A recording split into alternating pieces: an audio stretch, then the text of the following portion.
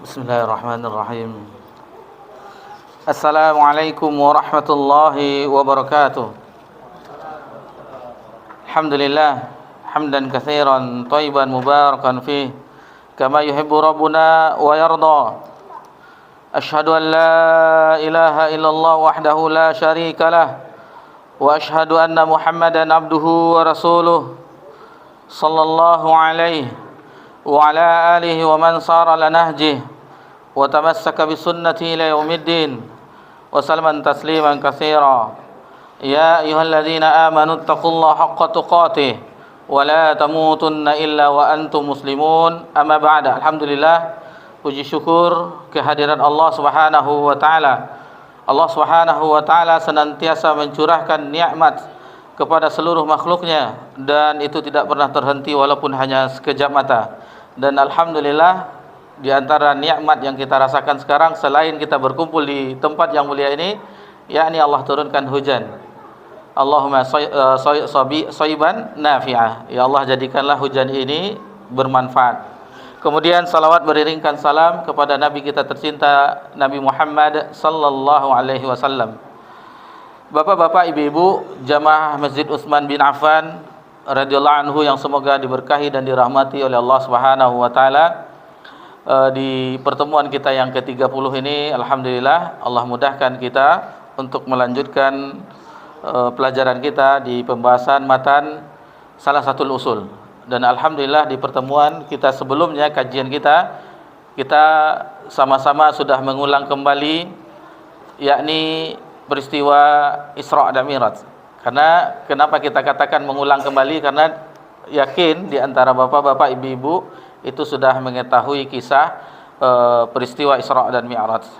Dan tentu pelajarannya yaitu istimewanya ibadah salat, yang mana semua perintah itu Nabi terima di permukaan bumi melewati Jibril, malaikat Jibril alaihissalam. Sementara untuk salat, Nabi SAW yang diangkat, dimi'rajkan ke urija ila sama atau urija fi ainama kuntum. Dimi'rajkan ke mana-mana atau dimi'rajkan ke langit. Ini karena sebagian sampai sekarang ya belum bisa juga menerima, sebagian besar kaum muslimin Allah fis sama itu sampai sekarang masih didebat-debatkan di yang sahih, yang apa yang Allah kabarkan tentang dirinya di dalam Al-Qur'an dan apa yang Nabi sampaikan di dalam hadisnya, itu yang kita terima. Allah menetapkan dan Nabi yang menetapkan, itu yang kita terima. Kemudian ada kesalahannya tentang asbabun nuzul surah Al-Lahab. Itu bukan di peristiwa Isra Mi'raj. Akhwan, itu kesalahan. Karena ada beberapa asbabun nuzul tentang dikumpulkannya orang-orang Quraisy. Salah satunya di peristiwa Isra Mi'raj, dan ada di waktu yang lain, yakni ketika Nabi SAW mengumpulkan atau dikumpulkan oleh Abu Jahal, Abu Lahab dan seterusnya. Maka Nabi mengatakan, seandainya dikabarkan akan ada pasukan yang menyerang dari balik bukit ini, apakah dipercayai tentang perkataan saya, kata Nabi SAW. Semua mereka mempercayainya, karena Nabi SAW adalah Al-Amin, orang yang dipercaya. Namun ketika Nabi SAW mengatakan bahwasanya beliau adalah utusan Allah, di sini baru mengingkari. Itulah yang sebab asbabun nuzulnya surah Al-Lahab. Celakalah engkau wahai Muhammad, apakah dengan ini engkau mengumpulkan kami semuanya? Baru turun surah Al-Lahab, tabat yada abil lahabi wa tab. Jadi ini ada kejadian yang lain, kisah yang lainnya kalau kita lihat, wa anzir ashiratakal aqrabin, dan peringatkanlah orang-orang keluarga terdekatmu. Jadi Nabi mengumpulkan Bani Hashim, Bani Abdul Muttalib, bahkan beliau memanggil Sofiyah binti Abdul Muttalib dan memanggil putrinya Fatimah binti Muhammad SAW, bahwasanya ma'uni anki syai'a, sesungguhnya aku tidaklah bermanfaat di akhirat di sisi Allah. Maksudnya benar-benar yang berkuasa di akhirat adalah Allah. Adapun syafaat Nabi itu harus diizinkan oleh Allah. Sebagaimana telah kita pelajari tentang syafaat, bahwasanya la yashfa'u indahu illa biizni, kecuali diizinkan oleh Allah Subhanahu wa taala. Baik. Kita langsung saja karena ini pembahasannya cukup tadi pas dirangkum agak panjang, jadi kita agak cepat ya. Agak cepat, mudah-mudahan bisa rangkuman tadi disampaikan semua. Lalu muallif rahimahullah taala menyebutkan wal hijratu al-intiqalu min baladi syirki ila badil Islam. Hijrah didefinisikan di sini yaitu berpindahnya dari negeri asyirk, negeri kesyirikan ila baladil Islam, ke negeri Islam. Wal hijratu faridatun ala hazil ummah, dan hukumnya wajib. Hijrah itu wajib hukumnya bagi umat ini. Min baladi syirki ila baladil Islam, dari negeri kesyirikan ke negeri Islam. Wahya baqiyatun ila an taqumas sa'ah, dan ia tetap ada hijrah ini sampai hari kiamat. Wa dalilu qaulu ta'ala, dan dalilnya adalah firman Allah Subhanahu wa taala, nanti bisa dilihat dalam surah An-Nisa ayat 97 sampai 99. Allah Subhanahu wa taala berfirman, a'udzubillahi minasyaitonir rajim. Innal ladzina tawaffahumul malaikah zalimi anfusihim, sesungguhnya orang-orang yang diwafatkan oleh malaikat yang menzalimi diri mereka sendiri. Qalu fima kuntum, jadi bagaimana keadaan, jadi malaikat mengatakan bagaimana keadaan kalian ini? Mereka menjawab qalu kunna mustad'afina fil ardh, mereka menjawab kami adalah orang yang lemah di permukaan bumi. Qalu alam takun ardullahi wasi'atan fatuhajiru fiha. Lalu kata malaikat kepada manusia yang tidak hijrah, ini hujah.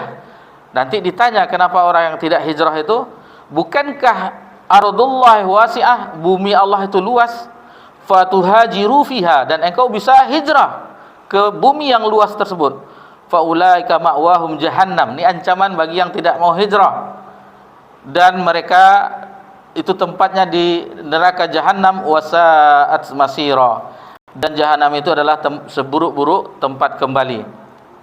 Kemudian illal mustad'ifina minar rijali wan nisa'i wal wildani la yastati'una hilatan wa la yahtaduna sabila, kecuali orang-orang yang lemah dari golongan laki-laki, minar rijal wan nisa, dan wanita, wal wildan, dan anak-anak, la yastati'una hilatan wa la yahtaduna sabila, yang mereka tidak sanggup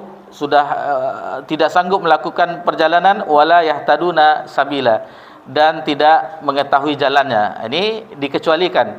Jadi ada yang hukumnya bagi yang lemah atau anak-anak itu tidak diwajibkan. Laki-laki, wanita yang lemah itu tidak diwajibkan hijrah. Kemudian Allah menutup firman-Nya di ayat 99 tentang masalah ini, faulaika asallahu ayya'fu anhum wa kana Allahu 'afuwan ghafura, dan mereka itu mudah-mudahan mendapatkan ampunan dari Allah, dan wa kana Allahu 'afuwan ghafura, dan adalah Allah Maha Pemaaf, Maha Pengampun, dan lagi Maha Pemaaf dan Maha Pengampun. Dalam surah An-Nisa ayat 97 dan sampai 99. Kemudian disebutkan di ayat yang lain, wa qauluhu ta'ala, dalam surah Al-Ankabut ayat 56, ya ibadiyalladzina amanu inna ardi wasi'atun fa iyaya fa'budun, wahai hamba-hambaku yang beriman, inna ardi wasi'ah, sesungguhnya bumiku ini luas, kata Allah, fa iyaya fa'budun, dan hendaklah engkau beribadah kepadaku saja. Qala al-Baghawi rahimahullah taala, berkata Imam Baghawi di dalam tafsirnya, tafsir al-Baghawi rahimahullah taala, sababu nuzuli hazil ayah fil muslimina alladzina bi Makkah lam yuhajiru, sebab turunnya ayat ini adalah bagi orang fil muslimina alladzina bi Makkah lam yuhajiru, bagi orang Islam yang di Mekah yang mereka tidak hijrah. Nadahumullah bismil iman, tetapi Allah tetap memanggilnya dengan iman, orang-orang yang beriman. Jadi ini tetap dipanggil oleh Allah orang-orang yang beriman. Berarti di ayat ini bahwasanya ada yang dikecualikan di ayat 98 tadi, illa allazina almustad'ifina minar rijal wan nisa wal walidan, dan anak-anak yang lemah dari laki-laki, kemudian wanita, kemudian anak-anak, itu tidak wajib untuk hijrah. Cuman di sini Syekh Muhammad bin Shalih Al-Utsaimin rahimahullah taala meneliti tentang perkataan Imam Baghawi, itu tidak didapatkan beliau di tafsir Baghawi. Lalu beliau mengatakan, kata Syekh Utsaimin rahimahullah, ini beliau yang ungkapan sebabun nuzul hadhil ayah fil muslimin allazina bi Makkah lam yuhajiru nadahumullah bismil iman. Ini tak dijumpai di tafsir Al-Baghawi. Lalu kata Syekh Muhammad bin Shalih Al-Utsaimin, ini adalah beliau menukilkan secara makna. Jadi lafaz seperti ini tidak ada. Nah, jadi ini adalah diriwayatkan secara makna. Kemudian kata muallif rahimahullah taala, wa dalilu 'alal hijrati minas sunnah qauluhu sallallahu alaihi wasallam. Dalil tentang hijrah diambil dari sunnah, sabda Nabi sallallahu alaihi wasallam, la tanqati'ul hijratu hatta tanqati'at taubah. Jadi hijrah itu tidaklah terputus sampai terputusnya taubat. Nah, jadi ini tetap ada hijrah tersebut sampai tidak adanya taubat. Wala tanqati'ut taubah hatta tatlu syamsu min maghribiha. Dan tidak akan tertutup pintu taubat tersebut, tidak terputus taubat itu sampai matahari terbit dari arah tenggelamnya, dari arah barat. Ini baru tertutup hijrah, baru tidak ada hijrah lagi. Jadi sebagaimana tadi di awal beliau menyebutkan rahimahullah taala, yaitu bahwasanya hijrah ini, kata beliau, itu wahiyya baqiyatun ila an taqumas saah. Itu tetap ada sampai hari kiamat. Begitu juga dengan taubat, itu tetap ada sampai hari kiamat. Ada dua, sampai nyawa, sampai hatta yughagir, sampai tenggorokan bagi masing-masing kita, dan untuk umumnya adalah sampai diterbitkannya matahari dari arah tenggelamnya. Itu baru ditutup pintu taubat. Bapak-bapak, ibu-ibu yang semoga diberkahi dan dirahmati oleh Allah Subhanahu wa taala, kita jelaskan tentang hijrah ya. Kita ambil dari referensi yang lain agar lebih luas pembahasannya. Pertama, pengertian hijrah sebagaimana tadi disebutkan, wal hijratu al-intiqalu min baladil syirki ila baladil Islam. Hijrah adalah berpindah dari negeri syirik menuju negeri Islam. Jadi kenapa disyariatkannya hijrah? Yaitu bahwasanya harus kalimat la ilaha illallah Muhammad Rasulullah itu harus dipertahankan. Karena di Mekah itu tidak mungkin lagi ya, karena sudah setelah wafatnya Abu Thalib dan Khadijah radhiyallahu anha, itu sudah susah untuk berdakwah, dan mereka orang-orang Quraisy, orang-orang Mekah itu sudah bertindak semena-mena terhadap Nabi SAW, sudah mulai kontak fisik. Bentuk hijrah ada dua. Pertama, hijrah tempat atau hijrah makan. Kalau istilahnya kan, istilah makan itu bukan makan-makan. Kalau makan bahasa Arab akal. Ini makan maksudnya tempat. Hijrah tempat secara umum yang sebagaimana kita pelajari ini, berpindahnya seorang dari negeri syirik ke negeri iman, negeri Islam. Kemudian hijrah khusus, itu khusus untuk Nabi sallallahu alaihi wasallam. Ini khusus untuk Nabi, tidak ada lagi. Khusus untuk Nabi pindah dari Mekah ke Madinah. Dan itu sampai Fatuh Mekah. Setelah Fatuh Mekah tidak ada lagi hijrah yang disebutkan. Bahkan Nabi menyebutkan di dalam hadisnya, la hijrah ba'dal fath. Tidak ada hijrah setelah Fatuh Mekah. Itu di tahun ke-8 Hijriah. Kemudian hijrah maknawi, secara makna, sebagaimana Nabi menyebutkan, wal muhajiru man hajara ma nahallahu an. Orang yang hijrah, ini berdasarkan hadis Nabi sallallahu alaihi wasallam yang diriwayatkan Imam Bukhari, adalah orang yang meninggalkan apa yang Allah larang. Nah, ini dia yang hijrah. Dan inilah maknawi, inilah hijrah yang kita kenal sekarang. si fulan sudah hijrah, si fulanah sudah hijrah. Ini dia secara maknawi, meninggalkan yang lama-lama untuk ketaatan kepada Allah. Yang dahulu suka, mungkin waliyazubillah dulu suka musik, dulu suka berjudi, waliyazubillah minum khamar, lalu ditinggalkan semuanya menuju ketaatan kepada Allah. Ini hijrah yang maknawi, yang alhamdulillah bahkan sekarang ada komunitasnya. Hijrah community. Dan itu sudah tahulah orang, si fulan sudah hijrah, sudah meninggalkan kebiasaan, bahkan sebagian yang bekerja di tempat yang lumayan meninggalkannya untuk mencari yang benar-benar halalan thayyibah, yang intinya hatinya berpindah yang dahulu hatinya gelap gulita dengan maksiat, lalu hijrah untuk terang benderang yang diisi dengan cahaya iman, cahaya tauhid, cahaya ketaatan kepada Allah Azza wa Jalla. Inilah hijrah, dan itu harus dipertahankan. Di mana mempertahankannya? Yaitu dengan talabul ilmi.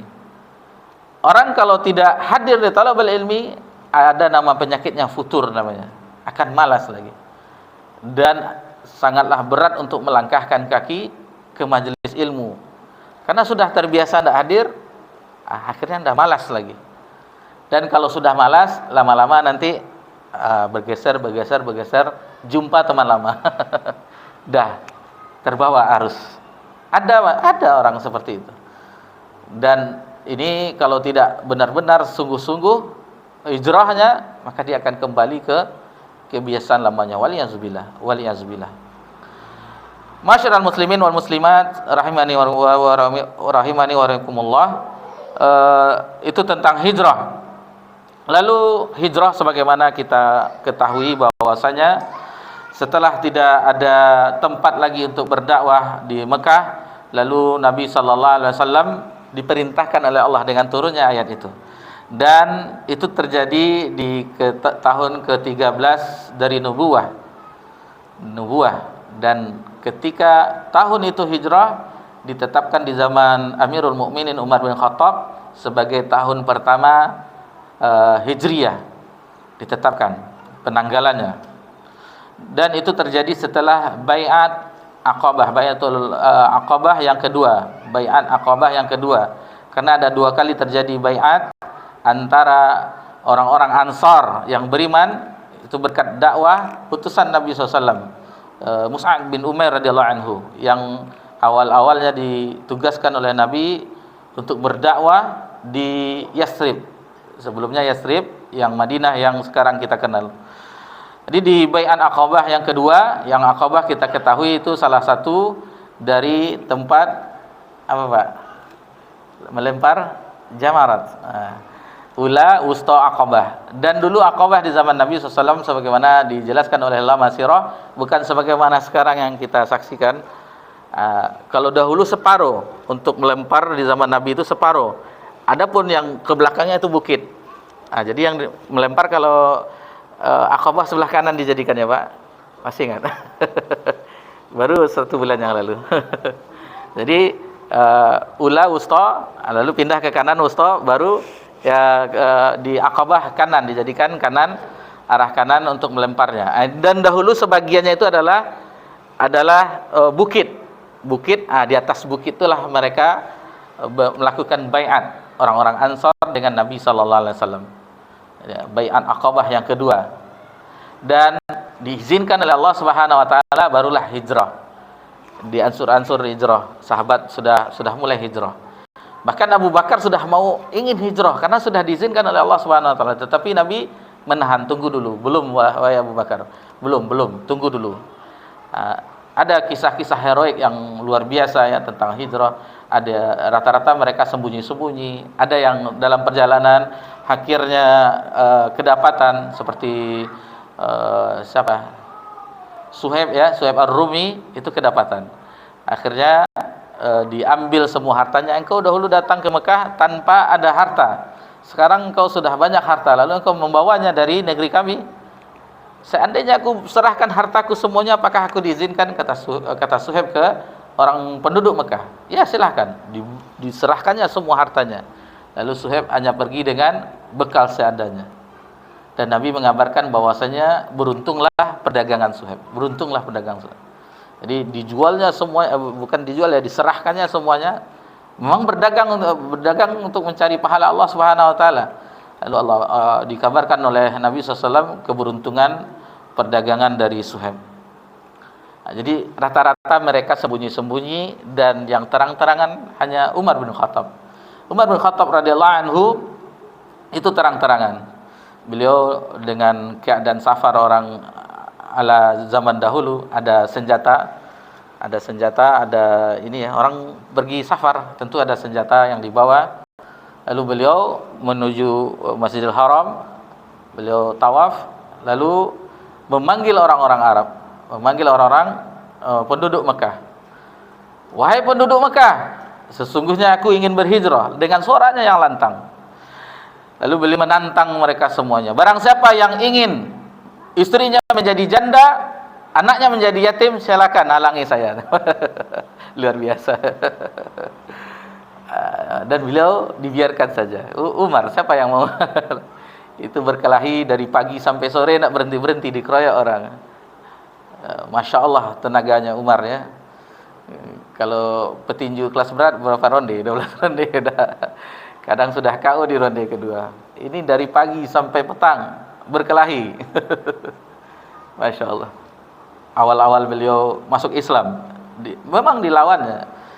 Alhamdulillah, beliau seorang yang pemberani. Al-Faruq salah satunya itu. Al-Faruq pembeda antara yang hak dan yang batil. Dan ada juga ulama sirah mengatakan bahwasanya Al-Faruq yang awalnya dakwah sir, sembunyi-sembunyi, pas Umar Islam, masuk Islam, dakwah terang-terangan. Setelah diizinkan oleh Allah Subhanahu wa taala, jadi ketika itu yang terjadi di orang-orang Quraisy, mereka berkumpul di Darun Nadwah. Jadi itu semacam anggota dewan lah, seperti itu. Majelis permusyawaratan rakyat. Itu petinggi-petinggi semua yang hadir di Darun Nadwah. Ini sedikit ada kisah ya. Ustadz kita Armen rahimahullah ta'ala mendirikan Yayasan An-Nadwah. Beliau salah satu keinginannya itu tempat berkumpulnya orang-orang besar, maksudnya para ustadz kita. Awal-awalnya dahulu masih teringat itu salah satunya dengan program-programnya yang Masya Allah luar biasa. Sampai ada program, mungkin diantara bapak-bapak ada yang tahu program rumah sakit ya Pak, ada juga waktu itu swalayan, supermarket, yang syar'i semuanya. Qadarullah masyafa'al, beliau dipanggil oleh Allah Subhanahu wa taala sebelum terwujud apa yang telah direncanakan tersebut.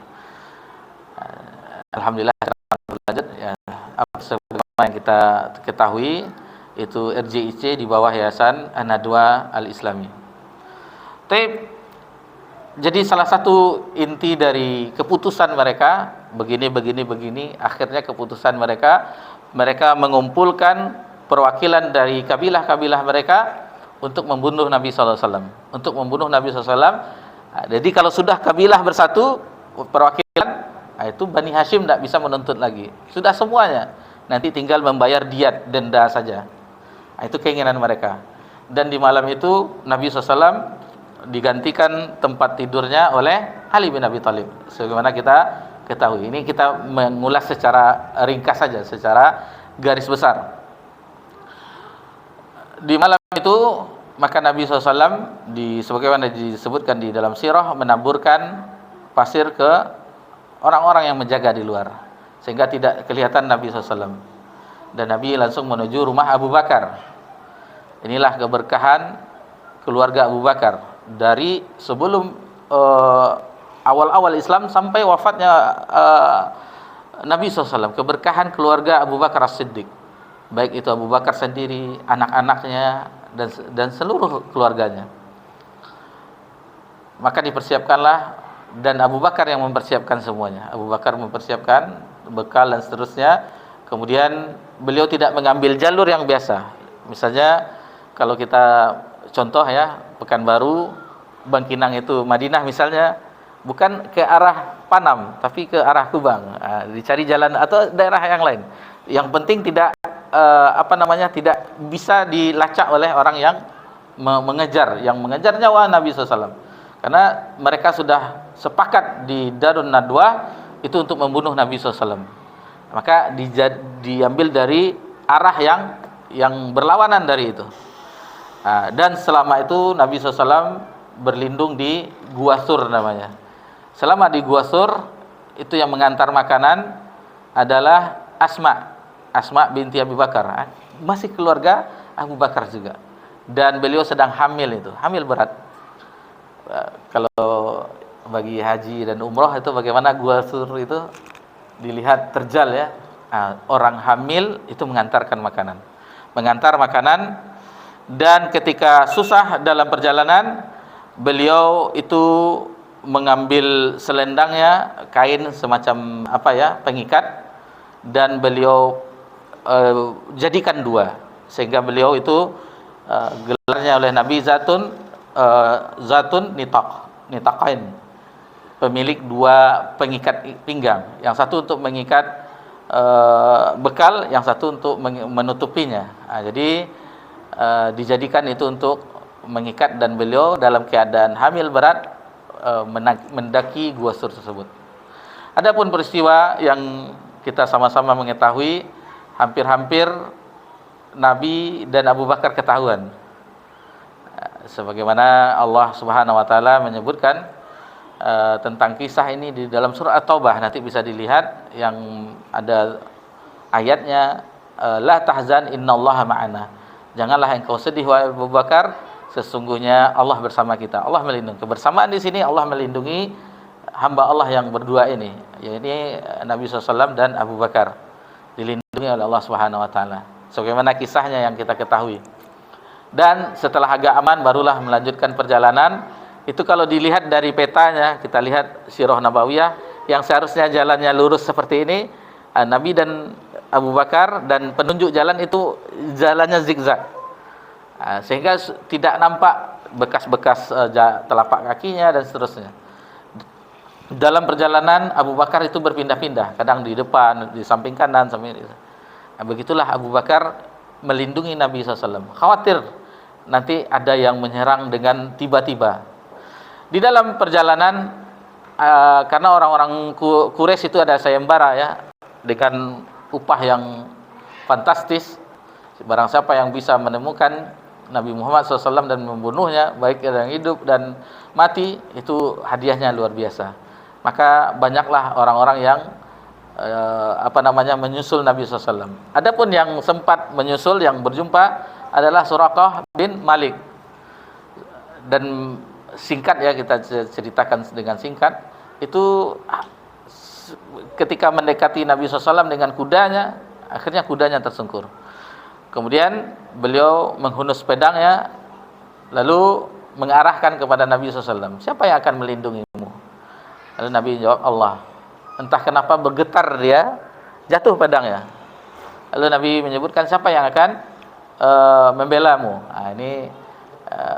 Begitulah kejadian. Akhirnya tidak jadi Nabi dibunuh, akhirnya kembali ke Mekah tanpa ada hasil. Dan Nabi SAW juga mampir ya, ada orang di perjalanan itu, Ummu Ma'bad, keluarga Ummu Ma'bad Al-Khuzaiyah, Ummu Ma'bad, yang di situ Nabi dapat minuman susu yang awalnya kambingnya tidak ada susu. Lalu ketika Nabi mampir di situ, banyak susunya diberikan kepada Nabi SAW dan Abu Bakar, dan tidak berapa lama baru melanjutkan perjalanan. Ini kisah singkat saja. Sampai orang-orang yang menyusul itu menanyakan kepada Ummu Ma'bad, ada orang ciri-cirinya begini, Anda tak lewat sini, Anda tak mampir di sini. Dan Ummu Ma'bad mengetahui, oh ini yang pernah mampir itu. Tapi beliau tidak menyebutkan. Begitu juga dengan suaminya, dilihatnya seperti ada yang singgah, ada. Lalu menyebutkan ini luar biasa begini. Kalau di Sirah Nabawiyah di bagian akhir, di Rahiqum Makhtum, untuk mengetahui ciri-ciri Nabi SAW, ciri fisiknya maksudnya, itu diceritakan oleh Ummu Ma'bad dan dicantumkan di situ. Bagaimana wajah Nabi, bagaimana ininya, Sebagaimana Ummu Ma'bad itu menceritakan tentang sifat dari fisik Nabi sallallahu alaihi wasallam. Dan akhirnya Nabi sampailah Nabi di awalnya ya di Quba, dan Nabi mendirikan masjid di situ ya, Masjid Quba yang kita ketahui, yang keutamaannya apa Pak? Ada yang menganggap yang seperti hijrah itu sanadnya lemah katanya. Ada yang mengatakan itu hasan dan seterusnya. Penting Nabi di riwayat yang lain di hari Sabtu Nabi berjalan kaki, terkadang pakai kendaraan, berwudu dari rumah, itu sanadnya itu sahih. Adapun tentang fadilahnya yang sama seperti umrah itu diperselisihkan. Ada yang mengatakan itu lemah, ada yang mengatakan hasan. Allah taala alam. Setelah beberapa hari di Quba, barulah Nabi SAW menuju Yathrib yang Madinah sekarang. Itu penduduk Madinah menunggu sebagaimana menunggu bintang sepak bola sekarang ini. Dengan membawa Piala Dunia. Sampai memanjat, ada yang memanjat pohon kurma melihat ke arah Mekah, daerah-daerah padang pasir. Ada enggak bayangan orang-orang sampai dilihat. Sampai mulai kabar Nabi itu sudah mulai berangkat, hampir tiap hari dilihat dari atap rumahnya, belum ada bayang-bayang. Ada pernah nampak ada bayang-bayang dari jauh, ini Nabi akan datang. Ini nih, tahu-taunya bukan. Kecewa mereka. Tapi pas kejadian Nabi dan Abu Bakar datang, pas mendekati Madinah, ternyata Abu Bakar yang berada di kendaraan di atas, karena kendaraan satu berganti-gantian. Lalu orang menyangka bahwasanya inilah Rasulullah yang di atas. Diceritakan oleh Anas bin Malik itu bagaimana bahagianya penduduk Madinah ketika Nabi mendatangi Madinah. Itu bahagia seolah-olah bercahaya Madinah. Dan mereka memuji Allah Subhanahu wa taala, keluar semuanya untuk menyambut Nabi sallallahu alaihi wasallam. Kalau ada sebagian riwayat ya, ada salat Badar, tala'al badru alaina min saniwatil wada katanya. Menyambut Nabi sallallahu alaihi wasallam dengan memuji Allah, bergembira mereka, terang benderang Madinah dengan kedatangan Nabi sallallahu alaihi wasallam. Ini sedikit kisah hijrah ya, untuk memotivasi kita bagaimana perjuangan Nabi sallallahu alaihi wasallam dan para sahabat memperjuangkan agama Allah Subhanahu wa taala. Semua dikorbankan oleh mereka di awal-awal dakwah ini. Jadi kalau kita baca sirah nabawiyah dari awal sampai akhir itu, berapapun kita baca tetap menangis kita. Tetap menangis. Bagaimana perjuangan yang dihadapi oleh Nabi SAW dan para sahabat radhiyallahu anhum ajmain. Perjuangan sampai nyawa mereka, sampai harta mereka, semuanya demi agama Allah Subhanahu wa taala. Lalu kita sekarang cuman hanya untuk belajar dan mengamalkan. Alhamdulillah kalau bisa mendakwahkan dengan semampu kita. Tidak ada rintangan sebagaimana di zaman Nabi begini-begini, tidak ada. Nanti kita lagi talabul ilmi, datang orang mengeroyok ini, membubarkan. Alhamdulillah tidak ada. Mungkin di awal-awal dakwah dulu mungkin ada berpindah-pindah, itu dahulu. Sekarang alhamdulillah tidak ada. Sudah ada masjid-masjid, musola-musola yang mengadakan kajian yang tidak diusir lagi. Dahulu pindah-pindah, tidak diizinkan pindah sini, tidak diizinkan pindah di sini.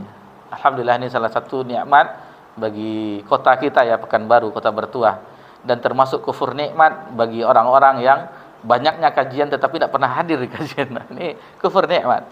Banyak kajian tapi tidak pernah hadir. Kan ada live streaming Ustaz, ada bisa di rumah. Ini keutamaan fadilah di majelis ilmunya tidak dapat. Taib. Yang bisa kita pelajari juga dari yang dijelaskan oleh Syekh Muhammad bin Shalih Al-Utsaimin rahimahullah taala, ada waktu yang tersisa ya. Jadi itu sedikit cuplikan kisah hijrah Nabi Muhammad sallallahu alaihi wasallam. Adapun tentang bagaimana nanti diadakan di mana menginap Nabi awal-awal di rumah Abu Ayyub Al-Ansari, di mana onta menderum itu, ini nanti di pelajaran sirah nabawiyah secara detailnya insyaallah. Ada beberapa syarat yang disebutkan oleh Syekh Muhammad bin Shalih Al-Utsaimin rahimahullah taala terhadap orang-orang yang pergi berkunjung ke negeri kafir. Ada syarat-syarat yang disebutkan di sini. Yang pertama yaitu memiliki ilmu yang kuat agar bisa membentengi syubhat. Misalnya ada seseorang yang ingin pergi ke Eropa, ke Jepang, negeri-negeri kafir. Yang kedua harus kuat agamanya, karena di situ kan orang pakaiannya sembarangan.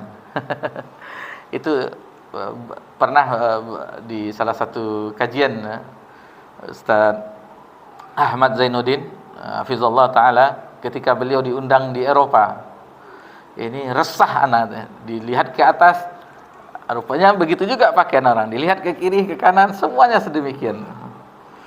Jadi agar terlindungi dari syahwat ya, di situ orang pakaiannya belum jadi semua, belum jadi dipakai. Kemudian yang diantara syaratnya juga yaitu ada keperluan. Adapun untuk wisata sepertinya Syekh tidak membolehkan. Sepertinya karena ada keperluan. Kalau tidak ada keperluan tidak usah katanya. Adapun itu untuk berpergian ke negeri kafir. Adapun untuk bertempat tinggal di negeri kafir, ini banyak lagi syaratnya. Yang pertama yaitu merasa aman agama, yaitu bisa beribadah di situ. Itu yang pertama. Terkadang ada tidak diperbolehkan, tetapi alhamdulillah walaupun tidak seperti di Singapura ya, alhamdulillah waktu itu pernah tahun 2018 itu tidak ada mic luarnya, tidak boleh. Jadi tidak seru seperti di Indonesia. Indonesia waktu sholat itu bersaut-sautan azan. Ketika di Singapura harus lihat jam waktu sholat dulu. Kalau tidak terdengar, karena tidak boleh pakai mic luar di situ di Singapura. Itu baru, belum yang negeri-negeri yang lain. Mungkin tidak boleh di tempat umum, ini harus ada tempat khususnya. Kemudian tujuannya untuk dakwah, kata Syekh Muhammad SAW. Misalnya kita mendakwahi orang-orang di situ, pergi ke negeri kafir, dan ada di di bagian yang lain di kajian beliau ya. Beliau mengatakan apabila seseorang belajar bahasa Inggris tujuannya untuk berdakwah, itu ahsan katanya. Itu bagus katanya. Untuk mendakwahi mereka, belajar bahasa-bahasa asing untuk mendakwahi mereka, itu bagus kata beliau. Kemudian tujuan di situ untuk penelitian.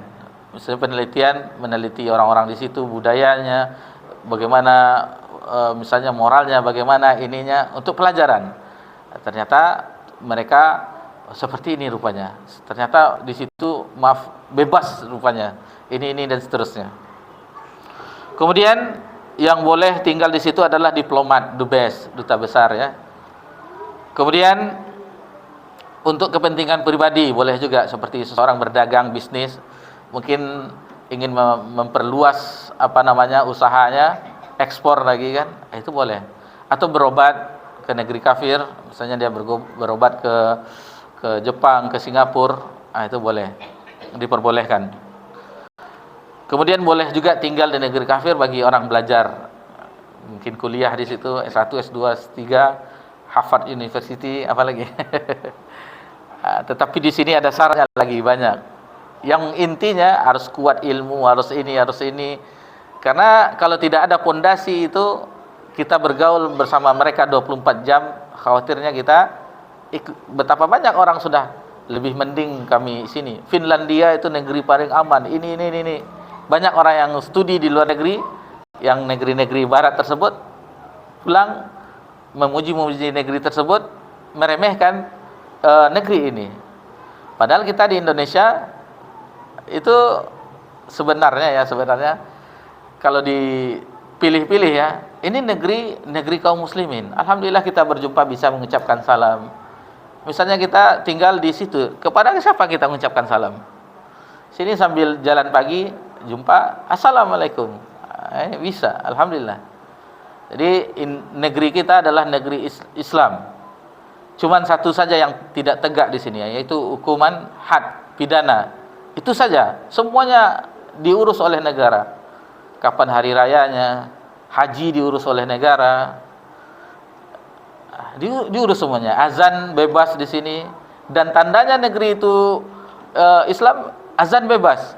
Dan Nabi SAW di dalam suatu riwayat ketika menyerang suatu daerah atau suatu negeri, tunggu dulu, ada ndak azan di situ, kata Nabi SAW.